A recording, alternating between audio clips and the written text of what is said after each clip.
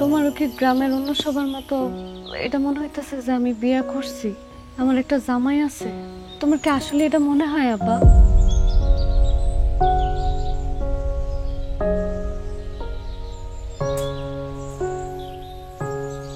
আব্বারে খোঁজেন?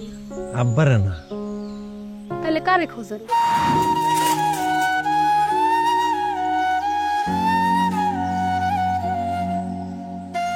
আমি তোমারে আমারে কি অনেক ভালোবাসি।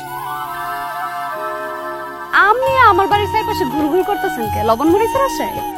তাইলে তোমার জন্য।